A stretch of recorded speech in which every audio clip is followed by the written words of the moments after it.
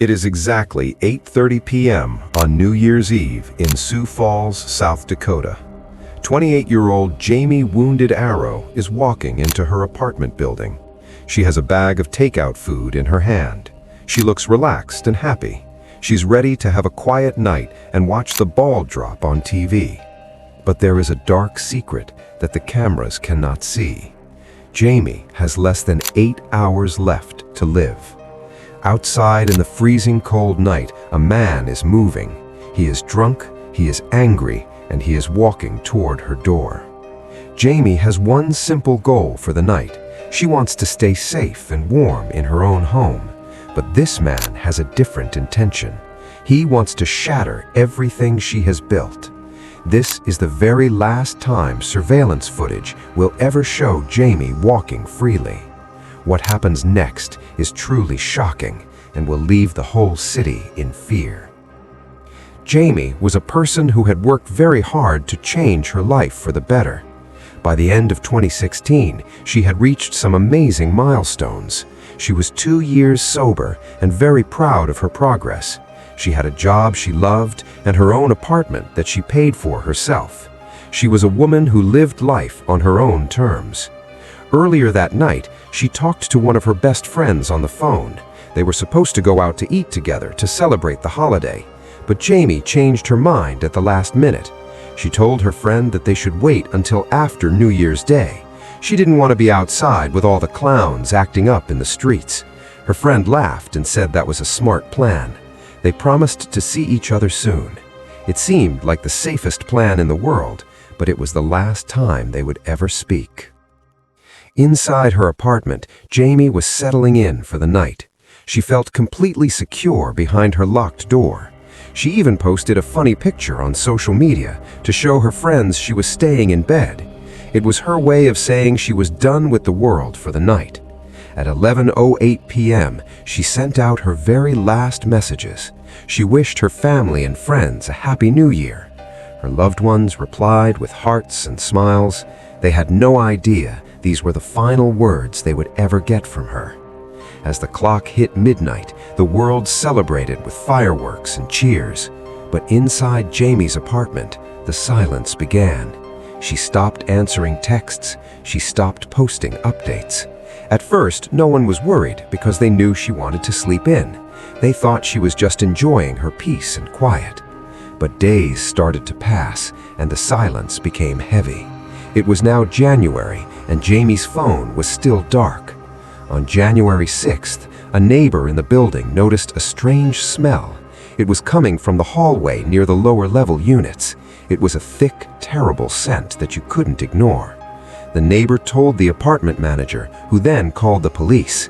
2 officers arrived for a routine wellness check. They knocked on the door of Jamie's unit. There was no sound from inside. They knocked harder, calling her name. Still, nothing but silence. The manager used a key to let the officers inside. At first, the living room looked totally normal. The kitchen was clean. But as they walked toward the bedroom, the air changed. The smell got stronger. They pushed the bedroom door open and stopped dead in their tracks. The room was a scene of total chaos and violence. The bedroom was covered in blood. It was on the walls, the ceiling, and the floor. It looked like a massive struggle had taken place in the dark. The bedding was torn off and soaked through with red stains. The officers called for the homicide detectives immediately. When the experts arrived, they began to search every inch of the room. They found that the closet doors had been ripped off the hinges. When they looked inside the closet, they found Jamie. She was lying on her back, hidden away. She had been dead for several days. The lead detective looked at the scene and realized they were in big trouble. Usually, the first 48 hours are the most important in a murder case, but they were already 5 or 6 days behind the killer. They had no witnesses and no weapon in sight. It was a total mystery that seemed impossible to solve. The detectives began to process the crime scene with very careful movements. They looked at the wounds on Jamie's body to understand what happened. The coroner found 7 deep marks on her chest. These were made by a blade about 4 inches long. It looked like a common kitchen knife. The detectives noticed something very important about her clothes. Her shirt had been pulled up during the attack. This told them that the killer had stabbed her first and then dragged her into the closet. The shirt caught on the floor as she was moved. This meant the killer wanted to hide what he had done. He didn't want anyone to find her right away. As they searched the rest of the room, they found a bloody kitchen knife under some items. This was the murder weapon, but there was a big problem. Jamie's cell phone and her purse were missing from the apartment. Investigators looked closely at the doors and windows. There were no broken locks. There were no smashed windows. This was a huge clue for the police. It meant that Jamie likely knew the person who killed her.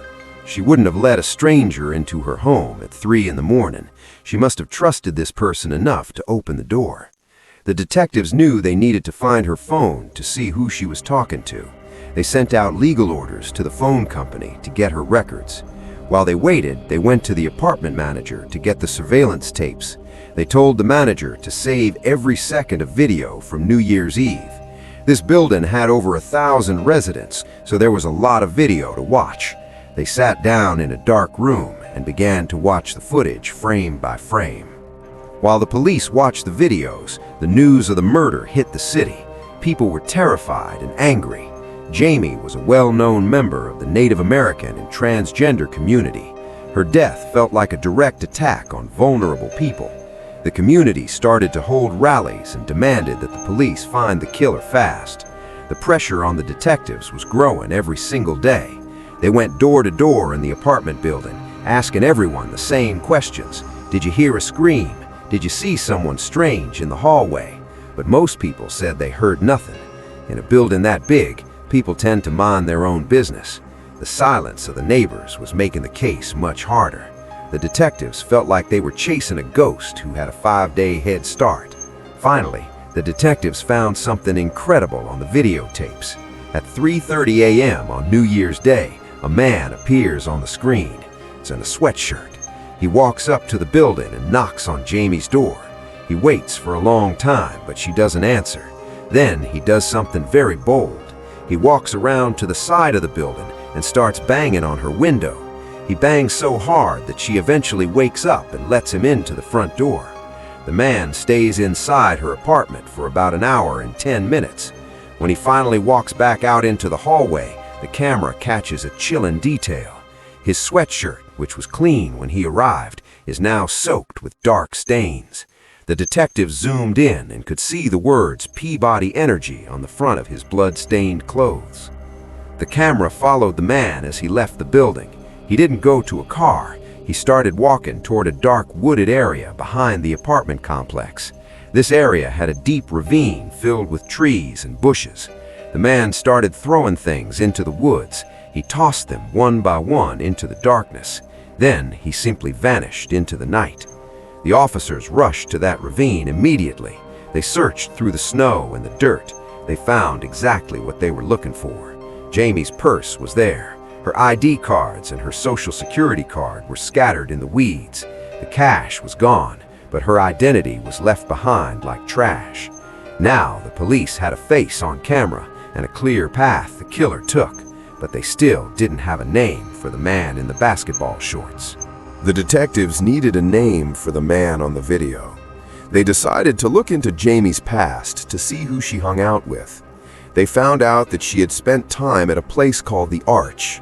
This was a halfway house for people who were getting their lives back on track. Jamie had been there for a treatment program.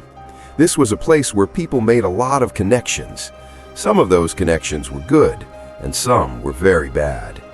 The detectives started looking at the names of every man who had stayed at the Arch at the same time as Jamie. At the same time, the phone records finally came back. Even though the phone was missing, the records showed that 2 calls were made after Jamie died. Someone was using her phone while she was lying in that closet. The first call was a mistake, a wrong number, but the second call was the key to the whole case. It was made at 5 a.m. on New Year's Day to a woman named Brianna. The detectives tracked her down and asked her who called her that morning. She told them it was her boyfriend. She said he had come home that night acting very strange and drunk. He didn't have his own phone, so he must have used someone else's. She gave the police his name, Joshua LaClaire. The detectives immediately looked him up in their system. Joshua was a 27-year-old man with a long criminal record. He had been in prison for burglary and was actually supposed to be reporting to a parole officer. He had stopped showing up and was already a wanted man. He was the perfect suspect for the murder. The police searched through Jamie's Facebook friends and found Joshua's profile. They were connected online. Family members told the police that Jamie had been trying to help Joshua. She was a kind person who wanted to help others who were struggling. She had even given him small amounts of money to help him get by. This made the detectives realize why she opened the door at 3:30 in the morning. She recognized him. She thought he was a friend who needed help. Instead, he brought a knife into her home. The police put out a be on the lookout alert to every officer in the state. They knew Joshua was dangerous and volatile. They also talked to one of Joshua's friends named Roscoe. Roscoe had a story that would change everything and prove Joshua was the killer. Roscoe told the police that he saw Joshua on New Year's Day. He said he was wearing a sweatshirt that was completely covered in blood. It wasn't just a few spots, it was soaked. The detectives raced to the site and dug through the trash. They found the Peabody Energy sweatshirt exactly where Roscoe said it would be. They sent it to the lab for DNA testing, but fate moved faster than the lab. 2 days later, patrol officers were called to a scene involving a drunk man causing a scene. When they arrested him, they gave him a fake name, but once they got him to the station and ran his fingerprints, they realized they had Joshua LaClaire in their hands. Homicide detectives rushed to the station to talk to Joshua. He was still very drunk and couldn't talk clearly. The detective was patient. He brought Joshua coffee and cigarettes. He waited for him to sober up so he could get a real confession. But as they sat there, the detective noticed a very specific injury. Joshua had a deep cut right across the palm of his hand. It was a fresh wound. The detective knew exactly what that meant.